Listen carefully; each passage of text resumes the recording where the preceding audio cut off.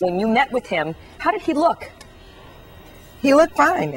Of course, he has been ill, but I can tell you one thing, he was very energetic, very clear thinking.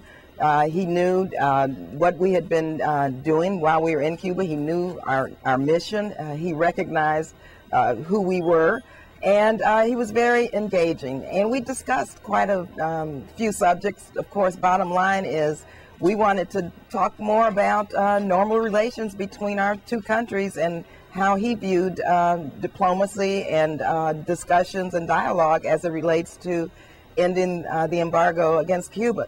It was very interesting because he said, like President Raul Castro said the night before, that the Cuban people want normal relations, dialogue without preconditions, and we know here in our own country that 68% of the American people want normal relations with Cuba. But I mean, it certainly is quite a contentious issue, and there are passionate arguments on both sides. Could you just back up and explain for us why the Congressional Black Caucus decided to make this trip? Well, members of the Congressional Black Caucus have visited Cuba on many occasions. I have visited Cuba since 1977. Members of the Congressional Black Caucus began visiting Cuba around, I think, maybe 1999. It's time to change our direction. In our foreign policy, the president is doing a phenomenal job in the world, reshaping America's image and role in the world. And so we want to make sure that we have the proper information to make recommendations to the President, our Secretary of State, and our Speaker with regard to U.S. policy toward Cuba. As members of Congress, we have a responsibility to help shape our foreign policy, and Cuba is 90 miles away. We've had a 50-year-old policy that did not work, so it's time to talk to Cuba. Congresswoman, I mean, Amnesty International, Human Rights Watch, they've documented a litany of human rights violations by the Cuban government. They talk about torture, they talk about arbitrary arrests, imprisonment without charges or trials, intimidation of dissidents, and even executions. By meeting with the Cuban leadership and pushing for normalization, do you risk appearing to condone some of these human rights abuses? Absolutely not. What we went down to Cuba to discuss was how we can help push the ball forward, what it would take to begin dialogue.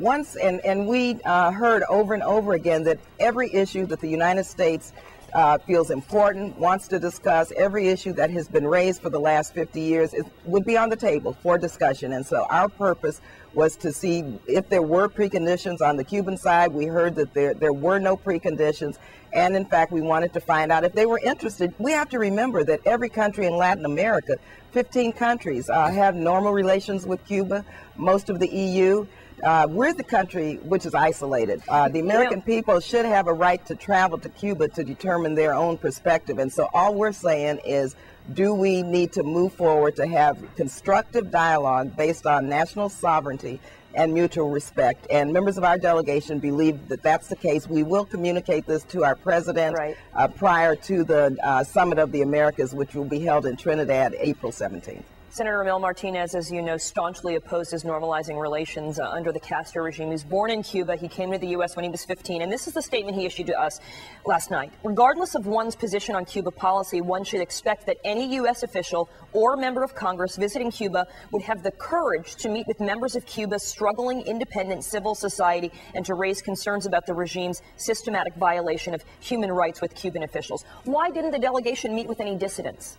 Well, let me say, first of all, members of the delegation have met with the dissident community on many occasions. I am one who have done that. The purpose of this trip was to talk primarily to Cuban officials to determine whether or not we needed to recommend to our president to maintain this 50-year policy, or if, in fact, it made sense to recommend that the policy be changed. And we believe that American citizens deserve the right to travel to Cuba, and also we will be recommending that it's about time that we find some kind of avenue to begin to have this discussion and dialogue with the Cuban government so that we can begin to normalize our relations and to end the embargo.